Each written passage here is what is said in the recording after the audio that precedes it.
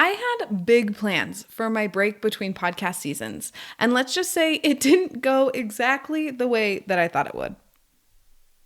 Hey, I'm Andy Smiley, and I'm obsessed with helping you grow your podcast without letting it rule your life. I share strategies that actually work, the stuff I wish someone had told me earlier, and conversations with some of the smartest podcasters I know. One of my favorite marketing tools is Pinterest. If you know me at all, this doesn't come as any sort of surprise. But what might be a bit of a surprise is I didn't set out to become a Pinterest strategist.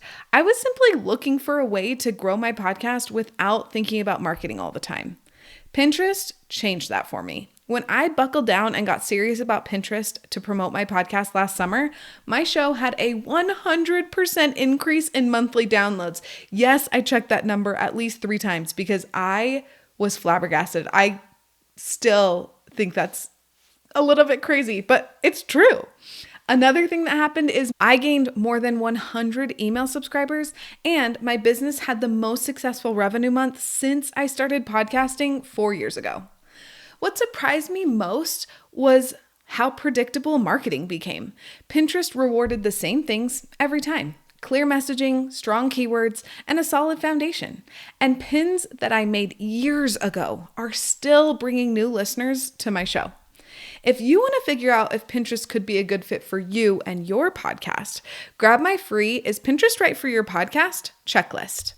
The link is in the show notes.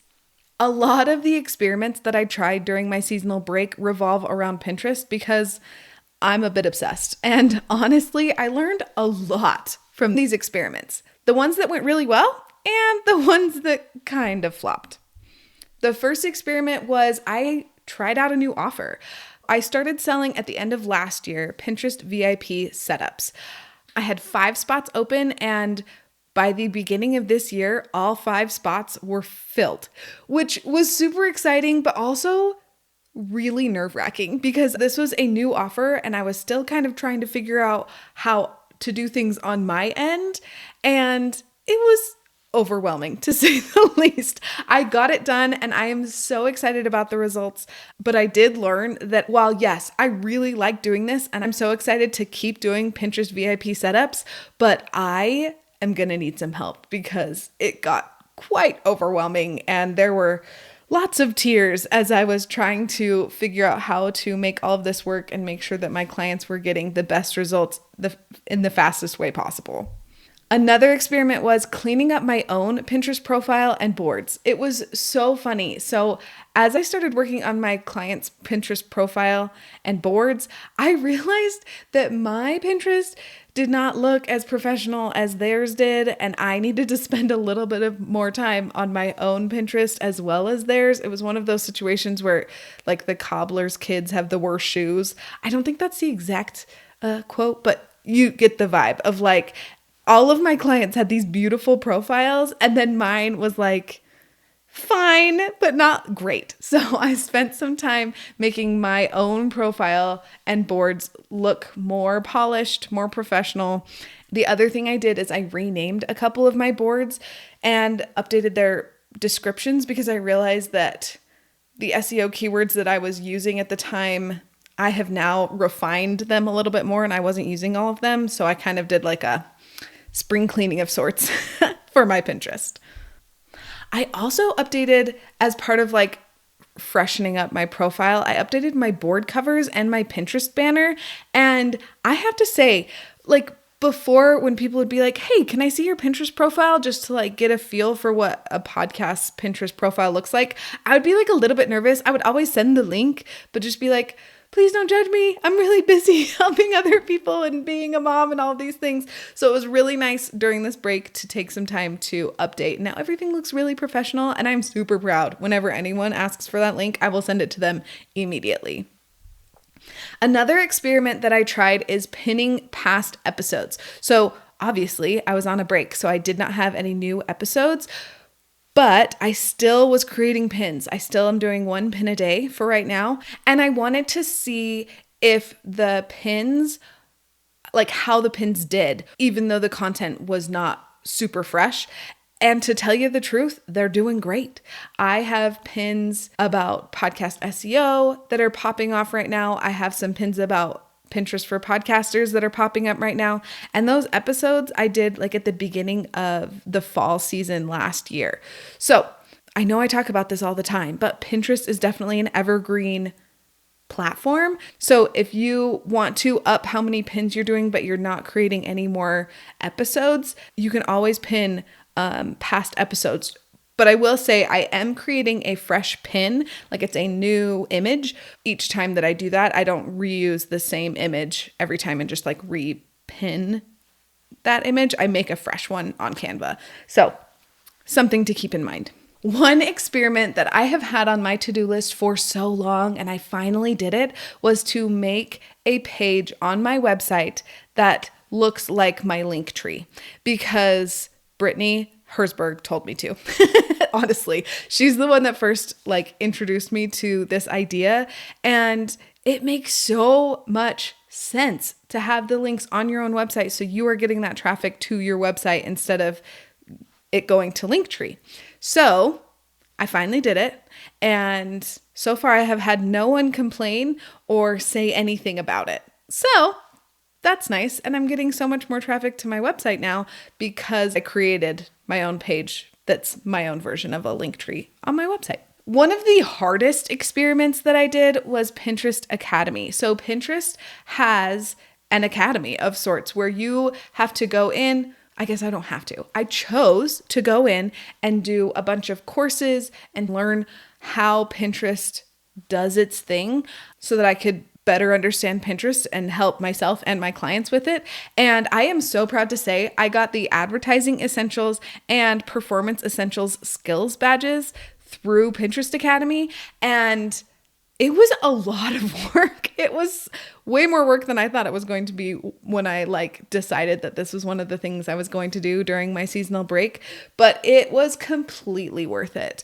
I learned so many things about what Pinterest likes, what Pinterest has learned that Pinterest users like as far as pins go and descriptions and titles and back-end stuff, along with all of the different tools that Pinterest gives us to use. I learned so much, but also it was a lot. So I'm really glad that I did it. I'm really proud of myself. I'm really also very glad that it's done. Another cool thing that I was able to do was I joined a Pinterest strategy group. I know that's not what she calls it, and I honestly can't remember what she calls it. I'll put a link to it in the show notes if you want to join it too. I think it's $7 a month. It's nothing crazy, but it's just a group that Simple Pin Media put together. Simple Pin Media is a awesome Pinterest education company, and Kate, the owner and founder, made a group for people to talk about Pinterest, and I joined it. I have already learned so much about Pinterest. If you want to join it too, I'll put the link in the show notes. But if you don't want to join it because you just want to learn Pinterest from me, I get that too. That's why I'm here. But if you want to deep dive Pinterest like I have been, that's a really great first step, is joining that Pinterest group and kind of just getting a feel for what's going on in there and what's happening in the Pinterest world.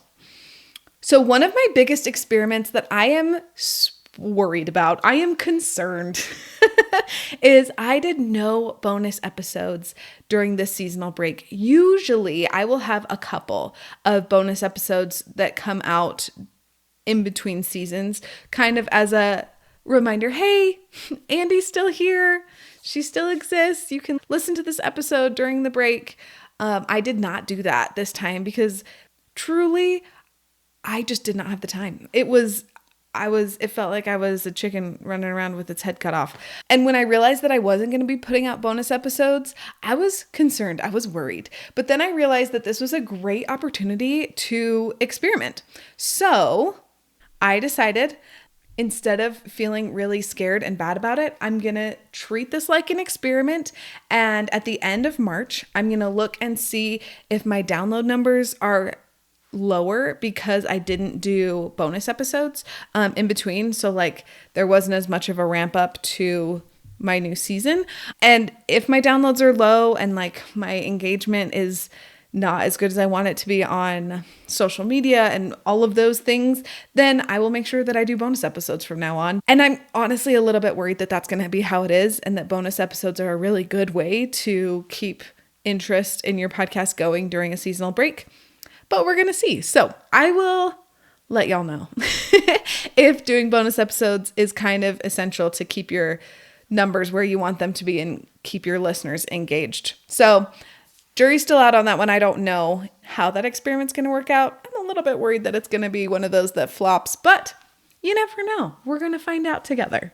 My last experiment that's kind of a reoccurring experiment for me is I got to be a guest on 2 different podcasts, and I got to do 2 different workshops.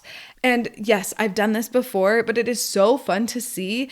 Every time I was a podcast guest or I did a workshop, I had a jump in download numbers, and I also had a jump in email subscribers. So this is definitely an ongoing experiment because I do not want to be wasting my time on something that doesn't work. So I'm always checking my numbers when I am a podcast guest. And when I do workshops. I definitely have done more podcast guesting than workshops, but it's interesting that both of them have similar outcomes for me, at least, that I usually get more download numbers, like my download numbers jump, and my email subscribers also go up. So something that I'm always checking is making sure that the marketing methods that I'm using are working, because if they're not, I don't want to do them. The goal of this episode isn't to brag about the experiments that I tried. It's to help you think about what experiments you could try with your podcast. So please don't walk away thinking, oh my gosh, Andy did so many experiments and I'm a terrible person because I've never done them. Please don't think that way. This is just like a springboard for you to be like, oh, interesting. She experimented with this Pinterest thing. Maybe I could experiment with this Instagram thing, or whatever thing you've had on your heart to try. This is your nudge to do it. If this episode has helped you think of some experiments that you want to try, will you share it with your podcasting friends who might need a little push to try something new in their podcast? Next week, I'll be sharing an enlightening conversation I had with Whitney Archibald, the host of The Family Lab, where we talk about what experiments she has tried with her podcast. Thanks for being here, and I'll see you next week.